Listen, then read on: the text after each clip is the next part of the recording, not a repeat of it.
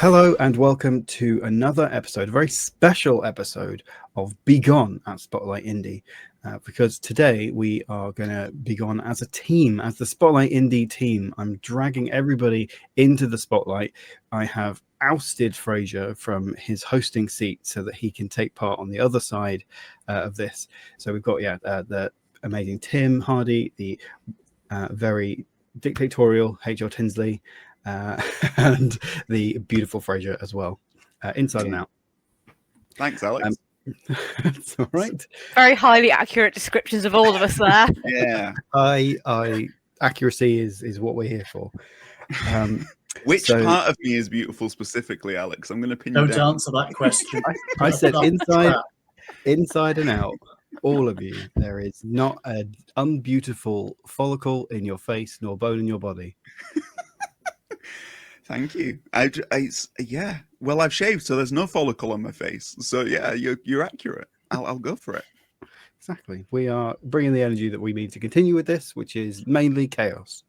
Yeah. So for those of you who haven't seen Begone before, essentially what we're going to do is have a few rounds. We're going to ask our lovely panelists for today what they would like to make Begone from certain categories. Each round will be a different category, and I, as the high arbiter of truth and justice, will get rid or pick one of those things to make Begone, and then we'll take that as a score. And then at the end, the winner with the most begoned things gets to pick just free reign of a trope that they want to get rid of, with no questions asked, and we all have to live with that. So let's go around and introduce ourselves properly beyond my very short whistle-stop tour through the Spotlight Indie team. And I like to go clockwise. So Tim, would you like to introduce yourself for the viewers at home? Yeah, I'm Tim Hardy. I'm a UK-based fantasy author, written a fantasy series called The Brotherhood of the Eagle, which is completed last year. And I'm just gearing up to write a whole load of new stuff as well, which I'm flailing with somewhat unprofessionally, but let's not dwell upon that. So yeah, that's me. Perfect. And Holly? Yeah, I'm Holly HL Tinsley. I am the author of the Vanguard Chronicles and standalone The Hallows. I am also the diabolical genius behind Spotlight Indie. I am the brain of the operation. Fraser is the heart, Alex is the right hand, and Tim is the butt. Brilliant. It was the only other body part that I could think of. There were many other body parts to choose from, and you went with that. Yeah. I could think of loads. Just the bedrock of the organisation. Exactly. Maybe the financial, leader of said outfit. But no, but also too. You're the spirit of Spotlight Indie, Tim Hardy. No, you're the butt, Tim. You're the butt. Brilliant. Absolutely brilliant. This is my tactic, you see. This is just mind games now, because up until this moment we were all a team, but now we're doing this. I am here to annihilate you all. That's great. That's the energy I bring. Well, it's good to know that this is like a sneak preview of if we were some sort of rival indie spotlight rather than Spotlight Indie, what the kind of energy that Holly would be funneling at us. But we're getting off track. Fraser, can you please introduce yourselves? Obviously, we everybody knows and loves you already, but can you give yourself a proper panelist introduction for everybody? I am the beautiful follicle-free Fraser Armitage, part-time robot, full-time nerd, author of books like Yes Tomorrow, New Yesterday, Time's Ellipse, A Stitch Between Worlds, Cage of Stars, blah, blah, blah. I am usually the one who's in charge here over the, asking the questions. So it is a genuine pleasure to be able to be on this side of the proceedings. And yeah, I can't wait to be annihilated by Holly. It's going to be amazing. Well, this is it. You're always aiming the spotlight at Spotlight Indie, so we want to make sure that we can aim it at you. And I promise it's not just the kind of spotlight where you're fleeing in some sort of penitentiary and Holly's on the machine gun post. That's actually happened before. Yeah, that's what we're usually doing at this time on a Sunday evening. Right.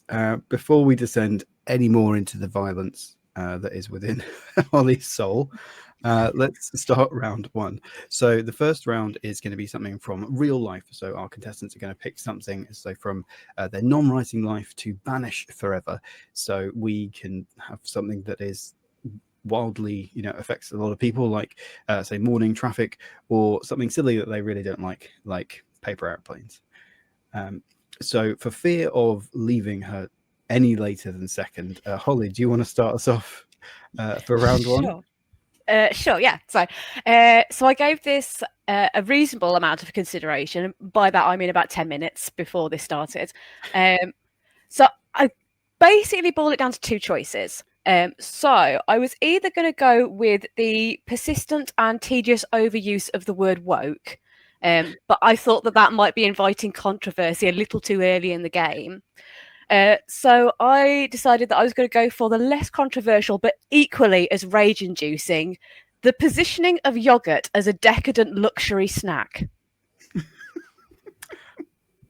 I enjoy that. I feel like you've done this particularly to wind up Fraser, just for the food aspect of it. I know Fraser, that's something that he feels passionate about. Mainly ice cream, though. I think I don't want to. Yeah, it's a very different product, I feel.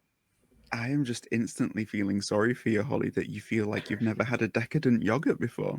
There's no such thing as a decadent yogurt, Fraser. This is some marketing bullshit that yogurt companies come up with, and it particularly annoys me when it's aimed at women, because it's this idea that yogurt is somehow this luxurious, decadent snack, when we all know that the only reason to eat yogurt is as part of a balanced, healthy diet, and because your middle-aged digestive system, this is how mad I'm getting now, can't cope with anything else.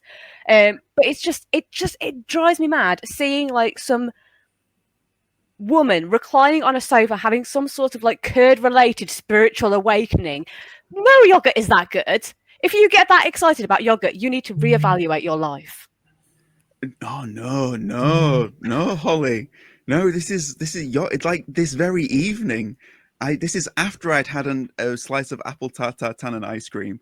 I was fancying something that could improve the experience and enhance it. What did I go for? A cherry yogurt, of course. It's like but Fraser, we already question we already question your sanity, Fraser. You don't need to make it any worse. I do feel like this raids is bundled up in a lot of other issues. We're not just talking about the yogurt. We're also talking about the patriarchy. There, it sounds like. Yes, the patriarchy is fueled by yogurt. The yogurt manufacturers are bankrolling the patriarchy, and this needs to stop. This video will now be suppressed by those in power of the world.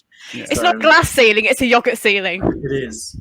I feel like there might have been easier ways to just say it's the patriarchy, Holly, than going for yogurt. Like, why target something so sweet and delicious? Because it's not sweet and delicious. It's bland and ordinary. It's yogurt. It's the basic bitch of snacks. It is very much the thing you eat when there's nothing else left to eat. As you just demonstrated, thank you, Tim. Your counter argument. I have to come in on Holly's side here a little bit because it's. Thank you. You look in the fridge and what have I got? And the answer is inevitably yogurt, because all the other good things have gone. So no. You see, you go for like an oat bar or like a chocolate biscuit or that kind of thing. You eat it with your hands like a peasant. You go for a yogurt and you require an implement. You require a spoon. Is that your level? Which you consider something to be luxurious, is if it requires an implement. It's for polite company, right? You've seen Beast slopping up the porridge, right? And he learns to use a spoon. If that was yogurt, it would be the same thing. Like, it's decadent. It's palace life, Holly. That makes no sense at all. Because if I make some toast for breakfast in the morning, do I make it decadent by eating it with a knife and fork? I mean, if you're eating your toast with a knife and fork, then yes. Yeah, totally. Is that what we're saying here? So really, cutlery is the thing that diffuses the patriarchy, is what we're saying. Okay, a tiny spoon could reclaim this battleground. Yeah. Spoon is what is it? Is the differentiation between a very delicate, dainty Yeah, teaspoon. Yeah. Yeah. Okay. I could go on a whole aside about favourite teaspoons and teaspoons that are substandard, but I feel that we probably don't need that in this debate. It probably blurs the issue, really. Yeah, I feel feel like very we've already strongly about become spoons. derailed a little bit. Yes. I think mainly from the passion with which Holly launched onto Thank her you. tirade.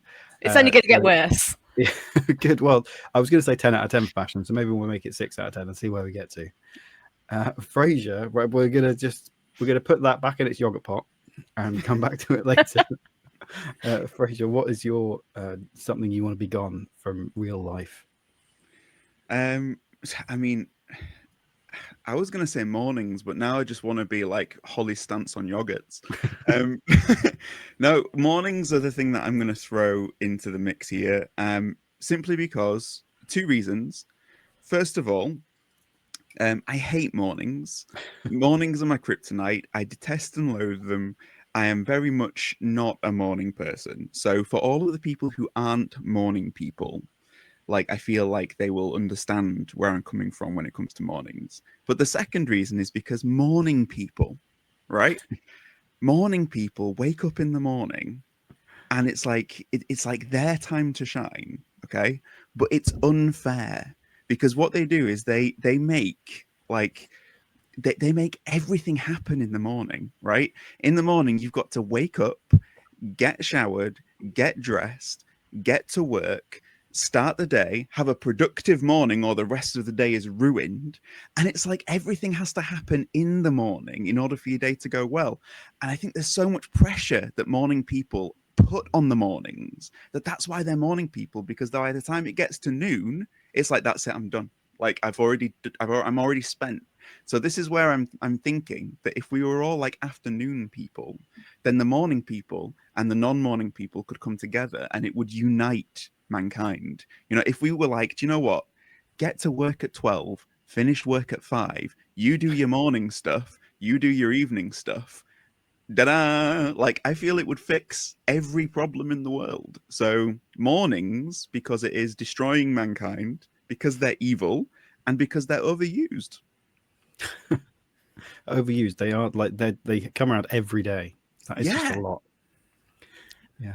I But thought it's you were. always morning somewhere, just while I put in a profound point there. Yeah. I bet you really hate those influencers that get up at like 4 o'clock in the morning to go to the gym. I don't hate those people. You do. I mean, I don't hate you? I hate the fact the gym is open at 4 in the morning.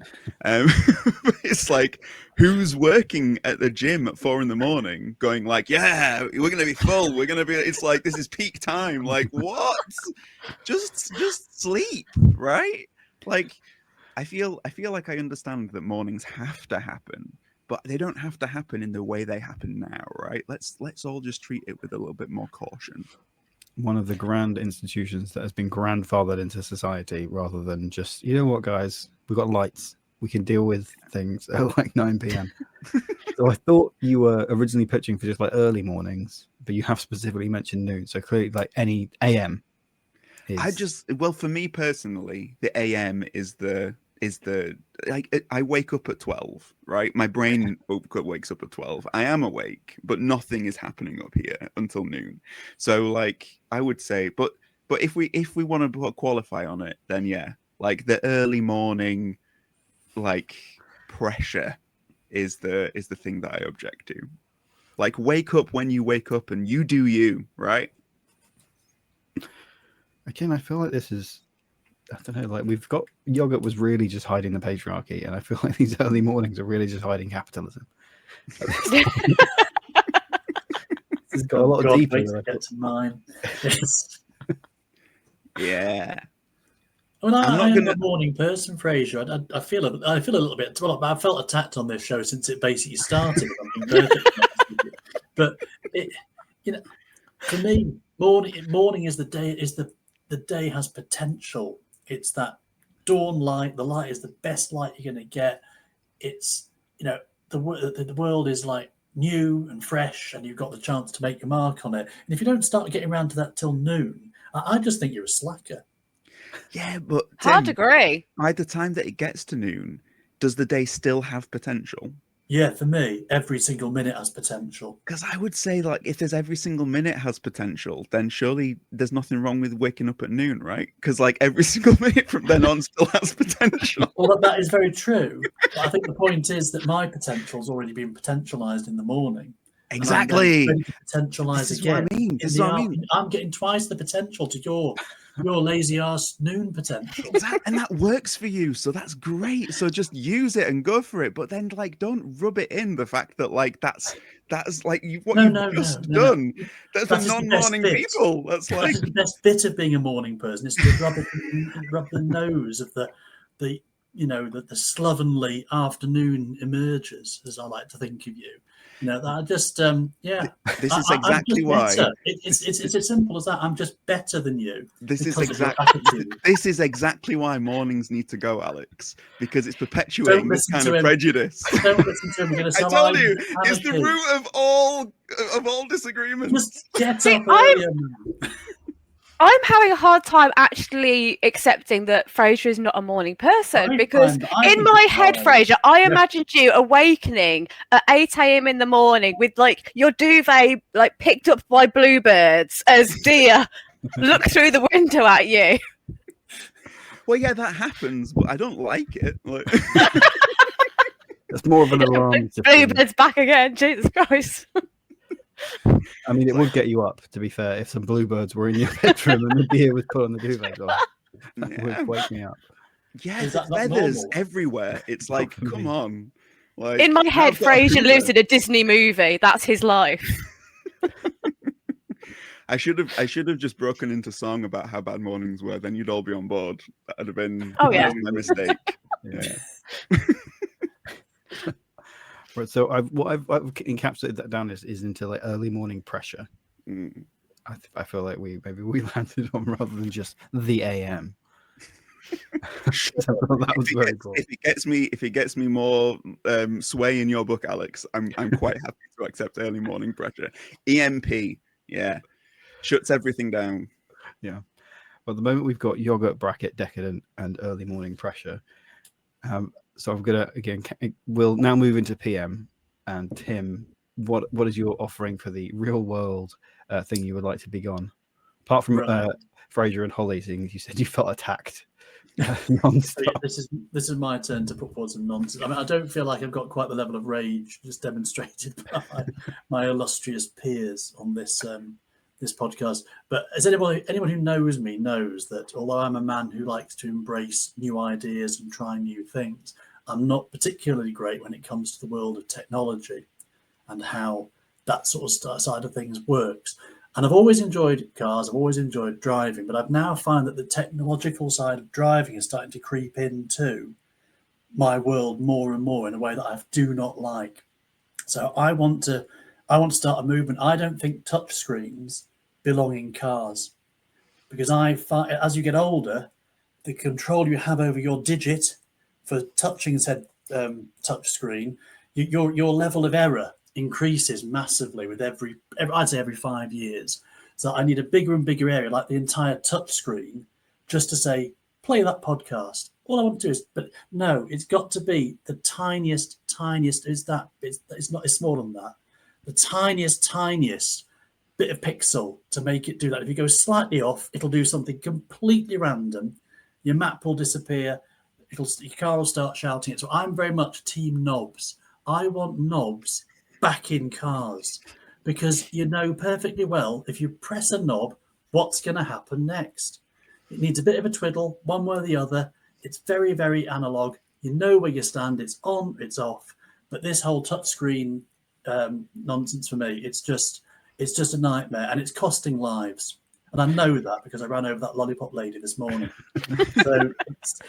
So yeah, I don't think there's any contest really. You know, the patriarchy will sort itself out. You just need to get up, Fraser. We're talking about lives, saving lives, and that means knobs in cars pronto. I put it to you, Tim, that you wouldn't have run over that lollipop lady if it hadn't been the morning. Was she eating a pot of yogurt at the time? Exactly. That was incidental. You're trying to conflate unrelated issues. No, what I love is just before we went live with recording, Tim was reminding me that everything I said in this would be a permanent part of the internet, and it was no way of it getting deleted. And then he comes out with something like, "I'm very much Team Knobs," and I feel I am. I feel like that instantly, Tim, is a meme. Yeah. No. Although I will say we are thinking about getting a new car because our one is aging itself out. And looking at them, they are all, they would like to get a pretty new car, and it looks like they've all got like touchscreen stuff, which does make me like worried. Like if suddenly the screen doesn't work, then you can't access anything that your car's supposed to be doing. Like especially if the speedometer is like a screen. Yeah. So I can definitely sympathize with it. Not that I couldn't sympathize with either. Please don't attack me physically. They will. Apparently they will without any warning. No, here's a confession. I've never driven a car with a touchscreen, so I can't voice an opinion. All I can tell you, Tim, is that there are always going to be knobs in the world. I'm enjoying the visual imagery of just swathes of middle-aged people furiously like pressing screens as they just careen around UK motorways, just causing havoc. Yeah, well, that is the future we are sleepwalking into. As every year a car with knobs dies. We lose one, and it's replaced by a touchscreen nonsense. Would it help if it was an enormous screen, Tim? Like if it was like a bigger screen, would that help? No, because then I'd be reaching further, trying to sort of. What they do is they'd ram it with more options, wouldn't they? Oh, you need at least 20 different things this screen can do. I need 2 things: radio on, radio off. That's all I need. Everything else is covered, but no, it's just utter madness. No one asked for it, and it needs to stop. Bring back knobs. Bring them back. That's all I'm saying. I'm confused, Tim. Is there not enough knobs, or is there too many knobs? No. I need more knobs because I need knobs with definition. I need knobs with a clear purpose. I don't want knobs just for decorative purposes. I need them to have a clear function within the car. So I don't want an array of knobs, running amok on my dashboard. That wouldn't do. But what I do want is a defined set of usable controls in my car that means I can actually drive it without having a middle-aged panic and starting to think that maybe my fingers are becoming stubbier as I'm getting older. Do you know what I'm concerned with though is that people who are Gen Alpha, who sort of live on a touchscreen, may not ever learn to drive if there are no touchscreens in cars. So I don't think it's that you're against touchscreens. I think it's that you just want more knobs. I think this is the future that you want. Don't be so ageist, Tim.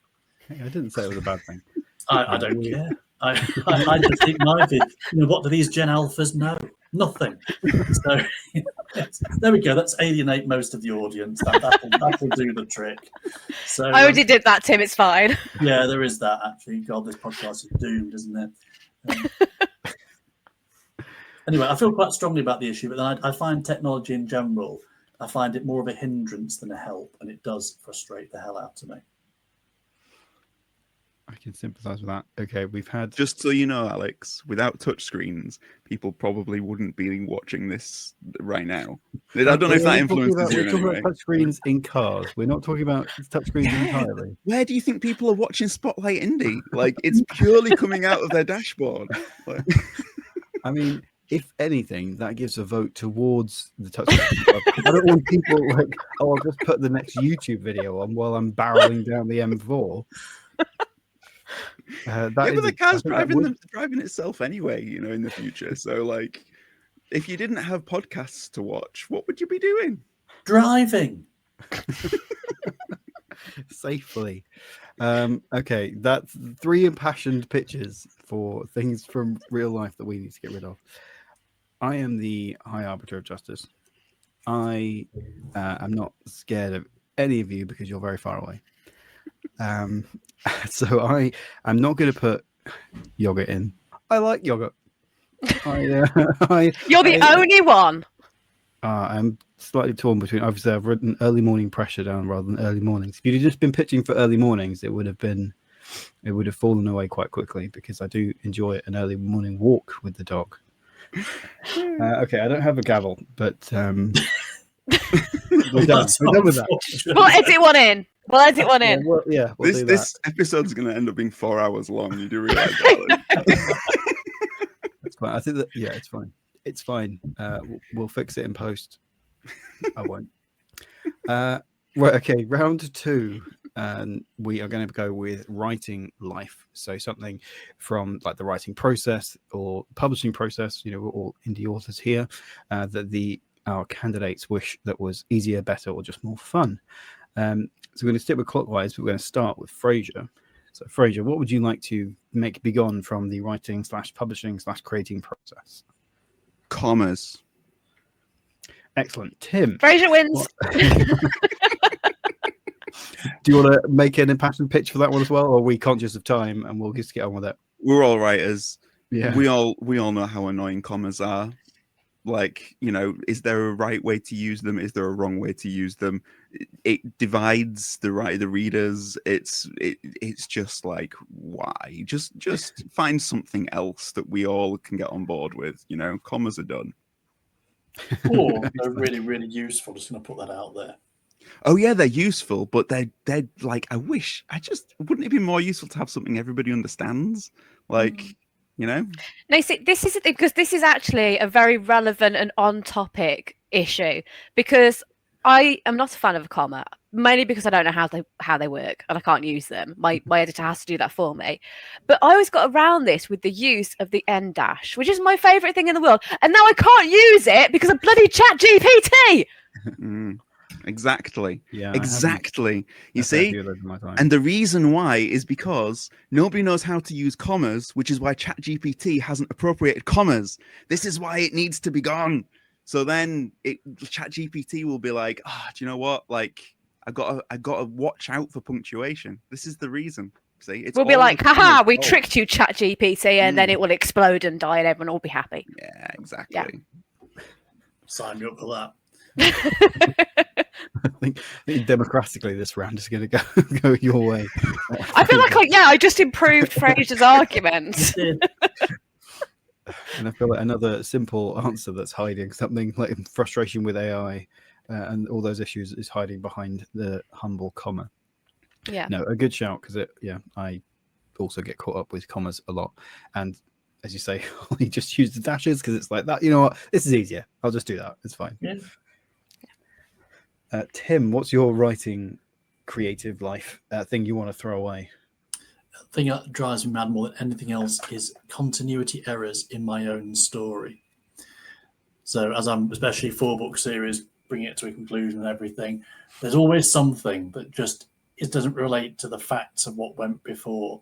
But in my head, that happened, but on the page it didn't. So I'm always grateful if a reader points out a continuity error. On my standalone novel, somebody pointed out I'd actually dropped a massive spoiler in the very first draft of that, or first version of that, which I then corrected. A single word was wrong, and it changed the whole meaning of that entire scene. And so yes, it's trying to maintain that complex story in your head and nail it all down. I always, that's what keeps me awake. It isn't commas; it keeps me awake at night. It's continuity errors creeping in. Isn't the way you use commas, couldn't that be a continuity error? It could, couldn't it? That's almost like an existential continuity error rather than a specific one. It'll be on a continuity report on some kind of like writing software. So I just think Tim is saying commas. I just think that's a massive reach. I think, so that's a bit of a leap. Having never made a continuity error, Tim, I don't know what you're talking about. Well, some people are born to write, and other people just dabble in it, really, don't they? I think it's interesting as well that we, as you're watching this video, you're being able to see the fracturing of the Spotlight Indie team in real time as we fall all these attacks. I'm trying to think. I don't think I've had any terrible continuity. There probably are lots that I've done, but thankfully I'm sure people have caught them before I've gone out. And I've only written standalone, so that helps. That I don't have to remember stuff from one book to the next. I include in this. I have a lot of characters in my books, and I've found a couple of times where the wrong name has appeared, and because same sounding word, but different person or even different sexed person on occasion. I think, well, how has that got through? Round up, because of course it's spelt right, and my eye hasn't seen it. I think the thing I don't like about them is I can see and figure out in editing just about any other obvious problem, but a continuity error, you've got to actually be paying attention. And after the 10th edit, you just want to die, don't you? Really? I was just about to say, I think this is especially when you're doing a series, and the worst thing is when you trying to get continuity between the last book, or it's the most recent book you're writing, and the first one. And at that point, I mean, all of our books are excellent. Please go and buy them and read them. They are really good. But for us, we could quite happily never, ever read them again in our lives. We are so sick of reading the same books over and just to find out, was it his left side or his right side that he had a scar on? It's just, continuity is, it can be difficult. I mean, with those big shows, they've got teams of people to catch this sort of stuff, and they don't. And for we're indie creators, it's just us, and I don't know. Well, my brain is always very tired, so difficult to catch. Yeah. Another strong entry in round 2. Holly, what are you throwing on the bonfire of Begone? Well, I should like to bring to the table for your consideration that the thing I would like to make Begone is the author headshot. So technically this is not part of writing, but it's part of writer life. I have always struggled with the idea of an author headshot. I don't love my photograph being taken or made publicly available for a variety of reasons. But the main one being is that I can never get the look in my head to match the look that is actually what I get. I mean, I would like to go for, maybe like cool and artistic or deep and intellectual. What I get is squinty and panicked every time. So I would like for the whole idea of all the headshots to be gone, so that we may all be judged for our writing talent and not for our aesthetic beauty. Because, I mean, obviously, Fraser would just beat us all, just all the time. Well, there is that, obviously. Beautiful inside and out. Yeah, absolutely. So what would you replace it with? Would you have like a silhouette, or, I think it should just be a feeling. A feeling? Yes, like it should aura. Just an aura. Yeah. I was going to suggest like some heraldry maybe, or something like that, but I feel like a feeling is good. Just a one sentence description of how the sense you want to invoke. Yeah. Yes. I can totally relate to that, even though I'm completely arguing against my own point. I just find that waiting for the headshot to arrive, that you think, actually, I don't look like I'm on drugs, or, I'm lost or confused. Well, actually, probably looking at some of the headshots, you might think all those things do apply. So, just let me know, feedback afterwards, please. But yeah, I'd probably take one shot a decade. I think, all right, that'll do. Which is what we're currently using for spotlighting. A holiday in Spain, that'll do. I was looking at the camera. That must be right, surely. But yeah, it's very difficult. And then can I actually enhance your thing and say professionally done author headshots as well? They should also be banned, because it's not a level playing field. Yeah, this was going to be my add-on point, is that I hate it when you see authors who look like authors. Because authors aren't supposed to look like authors. You're supposed to look like, people who haven't slept for 3 days and, can't remember their own name and are covered in ink and biro marks. That's how we're supposed to look, not regal and resplendent and intellectual. That might just be me. I'm just very good unnatural lighting. So I'm gonna just throw something out here, guys. Right? I hate my face being seen by people, but here's the but, right? An author headshot does kind of like show that there is a human behind the writing. So it is kind of, even though it's a terrible face, and even though I wish it were different and the headshot was different, I'm kind of glad that people know that it's a human that's made the art, if there's an author headshot there. Whereas if there's not an author headshot, like, you know, like in the way that people are at the minute with AI and stuff, even I would rather see a terrible photo of a human than have them gone completely. In that case, Frasier, I've got you covered. I mean, I don't think anybody has ever looked at my author's photo and thought this really humanizes this person. They just look at it and think this person's a maniac. I don't know what you're talking about. Your photo on Spotlight Indies, you with your dog. Yeah, Well, it's great. Well, yeah, because if you can't see my face on it, because it's all hair and dog. I mean, it humanizes you because it's, oh, look, there's another living creature. She's not like harvesting its soul or anything. It's all good. Yeah. She's a human. Is it the process? Are we here talking here about the product? The process of getting the author photo. I think it's more the disappointment that I don't look as authory as I would like to. Do you know what we should do as a Spotlight Indie team? We should take Holly's photo at the next event.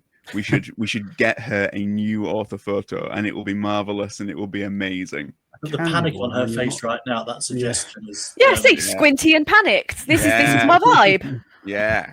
Well, I do have like a couple of times where I've tried to take my own author picture, not the one I'm currently using.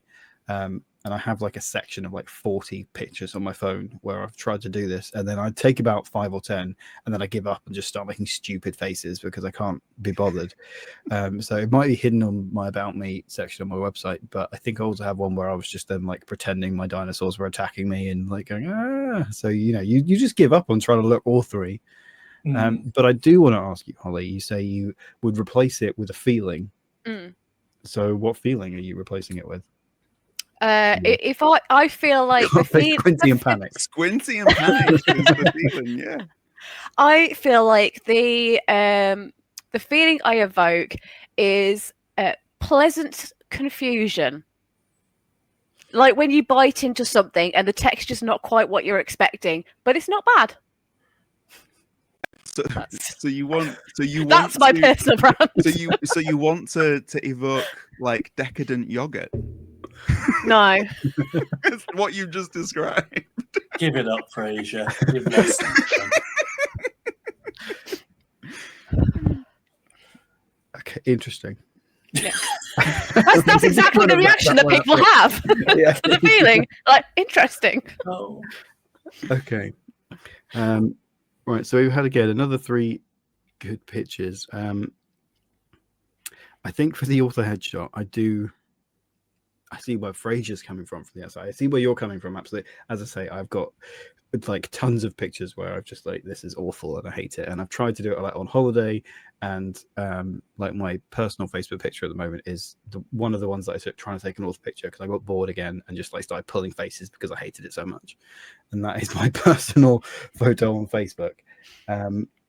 But I think it is good to have, so you can show that there's a human behind the art. That's what I like about art, is connecting with another human.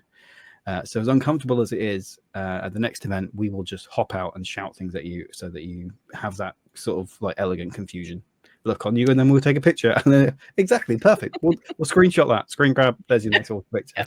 Perfect. And I think as much as I do struggle with commas, I just realized I gave Tim 2 points. I wanted this to be more even. The problem you got this with this, Alex, right? Is you're not thinking clearly about this. You've been brainwashed by Tim's curmudgeonly soul. Think of how much time you've been annoyed by commas. Frasier's taking on AI. Yeah, how can you not vote for that? You've been annoyed by commas in your authorial life, and yet you have also admitted to not actually being that bothered about continuity errors. The commas can sit under. You were saying that commas are basically also continuity errors. That is also something you said earlier. Yeah. Well, to show you how Tim is basically on my side, and that you should give me the point. I mean, I'm not. Go, Alex. If you give the points to Tim here, I mean, I'm changing my first answer. I'm saying hosts have begone. Oh, it's a good thing we've already voted on that. Quite a lot of pressure on Alex, I feel. I feel like I'm just giving Tim the points here, and Alex is more determined to. It's all good. It's all good. Keep the commas, Alex. Keep I don't give in to peer pressure. So your and the photos. It's fine. We've actually got a strange fourth option that's coming in, which is peer pressure. So we're going to make that Begone, seeing as Fraser is making it so easy for me. Now I'm going to go with continuity errors, under which sits the commas, as you were arguing as well, Fraser, because I feel like the continuity errors, when you've made the series as well, and Holly was also agreeing with it, just to I'm going to hide behind her and saying that it's I can only imagine, as I'm now starting to write a series, that when you get to book, I don't know, 3 or 4, and you're trying to keep everything straight, it's going to melt your brain slightly. Yeah. So let's Yeah, edit in a you gavel. only worry about that in book 3 or 4, but whereas commas, you got to worry about them through the whole thing. Honestly, Alex, objectively, people in the comments, you know, Bring it down on. with Alex, down with Alex. You are a really sore loser, Fraser. I haven't seen this side of you until this podcast. You've always been so nice, but No. actually, if he doesn't get what he wants, he becomes slightly. I'm mildly disturbed. No, I'm happy for him to have the points, Alex. This is all good. Doesn't sound Good, like it, mate. That's what I do this for, is Fraser's approval. So I'm glad that he has Yeah. confirmed that he's okay with that. And violence is never the answer, is it, Fraser? Never. No. Don't worry. It's all good. But you do raise a good point, Fraser, that, you know, people are welcome to comment and disagree with me, and you know, please do that. It will fuel me as we move on into round 3. So this is something from Story Life. So we're kind of narrowing down from just general creator publishing life into something that from their stories or worlds that they might want to erase or undo, something like a spelling mistake on page 239 of your first book, or maybe a character they sort of wrote but actually kind of dislike, or a part of their world that's really creepy, so maybe you want to undo that.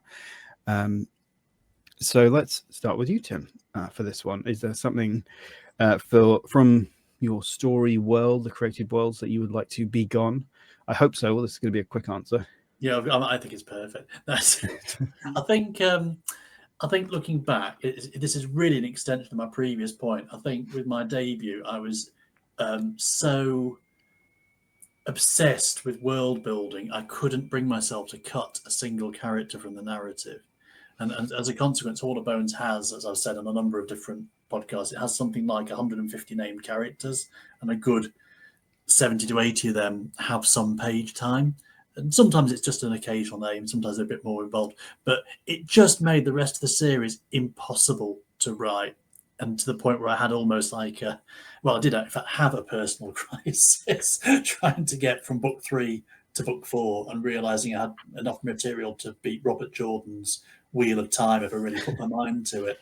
So I think for me on this one, I would say with that aspect of the writing process, I should have, if I was doing it now, I would keep it simple. So rein back your ideas and be prepared to, well, not kill your darlings, just put them in a fridge, and then bring them out of the fridge of creativity and onto the page of wonderment at a later point. So that's my that's my one. The plate of wonderment, if you will. Yes, I suppose so. You are serving them to the reading public at the appropriate time. Very good, Holly. Thanks. That feels like a good way to start. Holly, what about you from your story, your specific created world? Well, I'm quite worried about this because this is the one that I struggled with the most, and so far my previous pitches have not gone well. So I would like to make Begone my personal lack of confidence in a word count that extends over 110,000 words. So I basically start to panic when I get to about the 100,000 word mark. So I mean, my stories tend to be quite short anyway. I'm quite they're pared down, I suppose would be the best way of describing it. So, I don't go for a whole lot of world building. It's all very kind of closed in street level. But there is an element of that, and particularly with the Hallows, I think, where I would like to have given myself an extra chapter, because I feel like there was some more story to tell, and there were some things in there that I could have expanded and explored a little bit more. But I am painfully politely British. So I already feel like at the end of every book I write, there should be a disclaimer saying, "I'm so sorry for having taken up your valuable time." So I would like to make Begone that lack of confidence so that I can write a chunky book. It sounds like you and Tim need to maybe have like a conversation if he's putting Yeah, so much world I building, and you can just Maybe, see how yeah. much he thinks you can put in, and then that will boost your word count. But maybe that won't help with the confidence thing. Maybe you would still maybe feel a bit panicked about that to match your author photo. So it's okay. Yeah. Frasier, what about you? Well, seeing as though Tim's already won this episode with 2 points that neither me or Holly can catch, thanks to Alex's masterful emceeing, what I'm going to do is because you basically made it so that everybody needs to watch to the end, Alex. Like that's perfect. What I'm going to do is I'm going to throw in that I wish I'd have changed my debut novel to be a story from Alex's point of view about how to run Begone, so that it keeps viewers watching till the end. I think that to me is the one thing I wish I could change in my story life, because I think if I'd had that as a debut and you'd read it, Alex, this would have been It would have been an vastly incredibly improved, prescient novel, yeah. I think. No, seriously though, seriously though, fuck you, Alex. That wasn't serious. I think you have to take the first answer. No, I do feel like every book that you put out there, the thing that you want to change is all the words instantly, because you're always growing as a writer, and you might be happy with the scenes and you might want the story to be the same, but the way that it's told is the thing that you wish that you could change over and over and over again.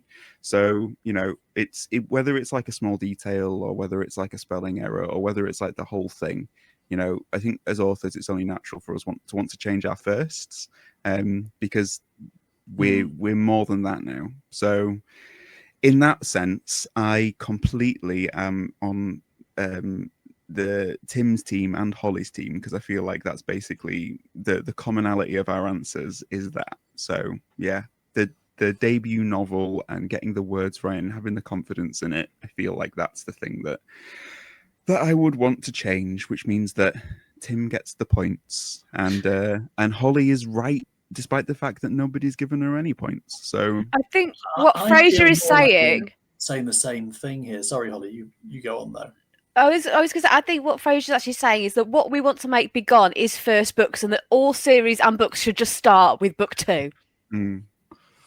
That would massively help my career. It would really help, wouldn't it? Yeah.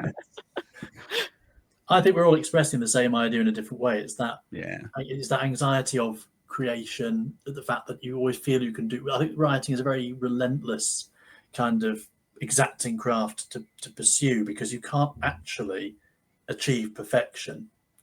What you can achieve is I think you can achieve satisfaction. I am very proud of my books. Don't get me wrong. I do feel like I did the best I possibly could at that time. But you're right, Fraser. You're always on that trajectory, and there's always that anxiety when you finish, because that trajectory is still going on. Well, that means this book now isn't as good as the one that's going to come next. So it is it properly messes with your head. Actually, I kind of think, I don't know, not going to tell Alex what to do, because Fraser will probably get cross with me again. But I wonder if maybe this is a tie and it's a third of a point each. No, I think you were the first one to say it, Tim. I think it needs to be a clean sweep, because then it'll go down in the record books, and then people will want to keep watching. And this is how Alex is going to redeem himself. This is compelling podcasting, guys. This is what we're creating now. Well, this is all very sweet. That everyone is wanting the votes to go shared amongst themselves. I never said that. No, I think Holly just wants to win it. Holly should get 3 points and be the winner. Because that's how the game works. Yes. Yep. That's how life works. That's the twist in my new debut novel. I don't see this in the rules, I've got to say, but I did feel they were a bit scant when I was. Well, yeah. Did you get the memorandum, which was basically saying whatever Frasier wants, apparently? This is the continuity error, Tim. This is what you were talking about. Absolutely, I've been undone by my own rightness. Yeah. Use the touchscreen, quick! Undo. Yeah, I'm not sure which one to go with, purely because I think Fraser would implode in a, I don't know, some sort of reverse exploding egg of bitterness. I don't know. I'm confused. Is that something that we do want to see or we don't want to see? I actually kind of want to see what happens next now. So obviously, as Fraser said earlier on, we do need to maintain that tension from beginning to end of this episode. So I think you need to do the right thing, Alex, don't you?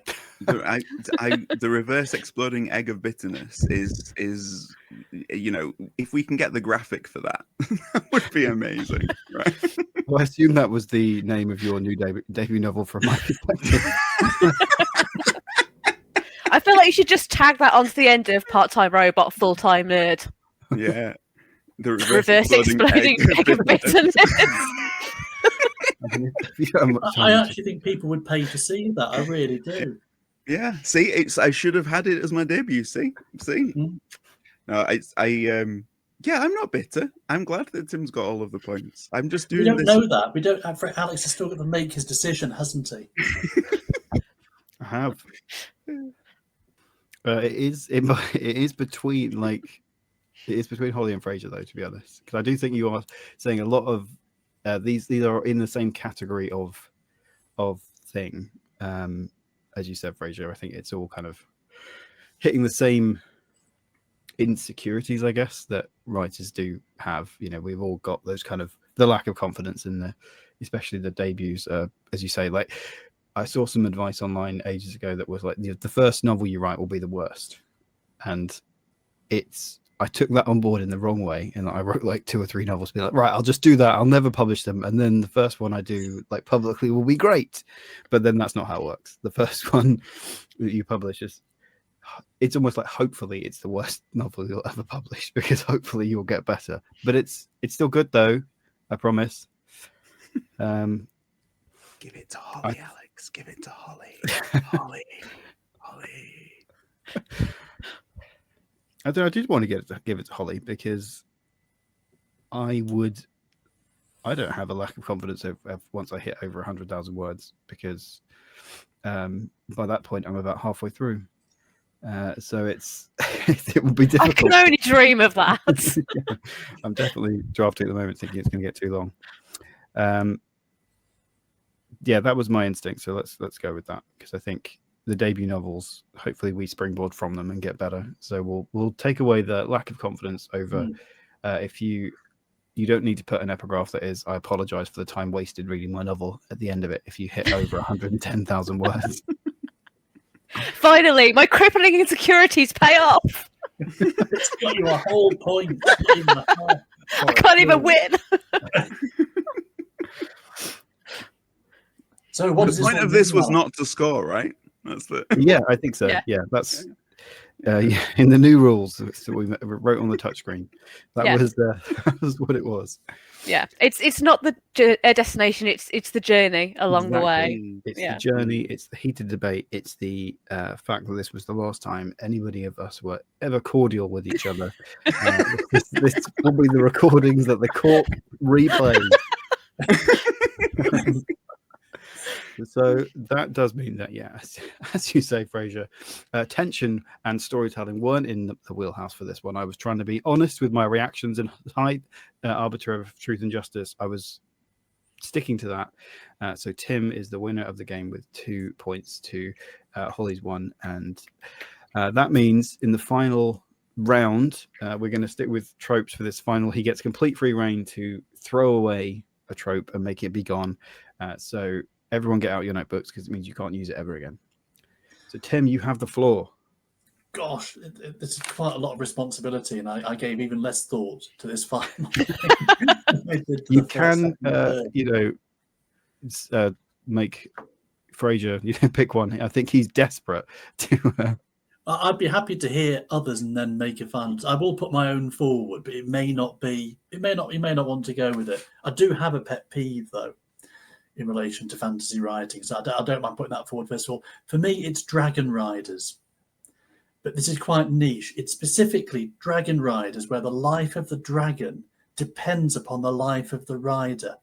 Because I just think no self-respecting dragon would ever agree to that kind of level of nonsense even in fantasy. Why would you do it? How very dare you, Tim Hardy? I just don't get. Whenever I see it, it just annoys me to my core. I just think it's just not practical. It's not sensible, and it would never happen. What if they go to get some wine from their cellar and trip on the first step? That dragon's dead. That's just ridiculous. So I'm just not sold on it. And for me, that's the thing I would make Begone. I feel like the reverse is kind of even more annoying. Like if you're going down to the cellar to get some wine and your dragon gets like hunted down by some like wayward prince and that's it, you're dead. Like that would be equally as annoying, Tim. Yeah, you'd be just looking at a nice Beaujolais and all of a sudden, however, I can't imagine a worse way to go. You would take out of existence though, like one of the greatest lines ever in a fantasy movie, which is something like, "I am the last dragon." Like that to me is like you don't want to get rid of that, Tim. It's just tropes from now on, right? Well, not necessarily. I thought you said I had free reign and I could do whatever I wanted. You do have free reign. Yeah. But I like you're saying that we should hear what the other options are, and then if you want to stick with your one, then you can stick with your one. You have free reign. But Fraser, let's mix it up from the clockwise stuff. What was your choice for this one? You can pitch it to Tim.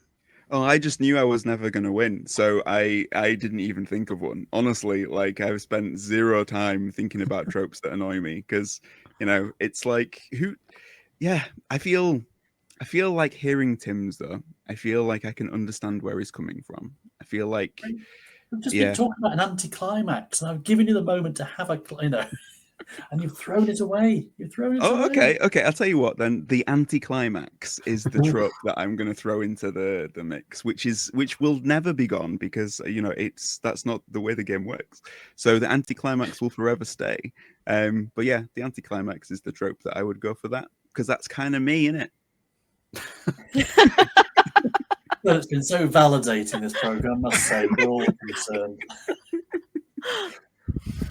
Well, we won't spend any time dwelling on the anticlimax due to its very nature. So, Yeah. Holly, what would be your choice? So my choice, it feels like probably a slightly obvious one, but I do think that it is time to retire it forever. My trope I would like to Begone is the seductive assassin trope. Mainly because it's tired, it's boring, and I feel it discredits men as well. I don't for 1 minute believe that there has ever existed a woman that hot that any man would just lose his senses so completely that they could kind of up to them and stab them in the face. Like I just don't believe that, why would you want to make your characters that stupid? I mean, obviously that's how I seduce all people. So I know that works. I've got an idea for your new author headshot, Holly. It's a winner. It's more than a feeling, that's for sure. I just think that the whole using sex as a weapon of an assassin, it's just predictable and it's too easy. I think it diminishes all the characters. And I will say as well, there's a difference between the seductive assassin and a sexy assassin. You can murder people and look good doing it, but it should not be the weapon by which you achieve those goals. Do better. Do better. Rules to live by. Yes. Yeah. All right, Tim, are you going to stick with your original Dragon Rider trope, or did you want to go with the sexy assassin or the anticlimax? No, it's a difficult chair to be in, Alex, isn't it? When you've got to make those decisions. It's all right. The bribe cleared. You don't need to. I said conspiracy. Fanning the flames of that outrage, that implode. That I don't know. I can't even say it. Reverse imploding egg of outrage or something. Bitterness. I was close. I should get points for that. Actually, I'm going to switch because I look. Holly's face when I mentioned the whole Dragon Riders thing going, it looked like I stomped on your kitten. So I'm going to change. I think there's been a more compelling case has been made. And I don't think any book should have an anticlimax. So I think Fraser's got a strong case there, but I'm going to give it to Holly because you're right. That is Thank you, a very Tim. tired trope, and no one would notice if that vanished from the pages of literary history. No. If you're out there right now and you're writing a book about an anticlimactic dragon riding seductive assassin, stop right now and start again. We've got news for you. Newsflash. Yes, that's not one to publish. Well, there we go. basically, what's happened from this? I lost the first round, I lost the second round, I lost the third round, and then Tim, the winner, decides to choose Holly's thing. I dangled as a little bit of hope in front of you, Fraser, that perhaps your evening wasn't totally pointless in every respect, but ultimately it was a massive anticlimax for you, wasn't it? It's all fair. I deserve it. Thank you, guys. Well, I'm just to say that you were outbid. On the, I sent you all a donation website, and some of you used it, some of you didn't. So that's what that is. Nobody said to get rid of corruption, so that's why we're here. So thank you to everybody for joining us on this very special episode of the very last, apparently, episode of Begone.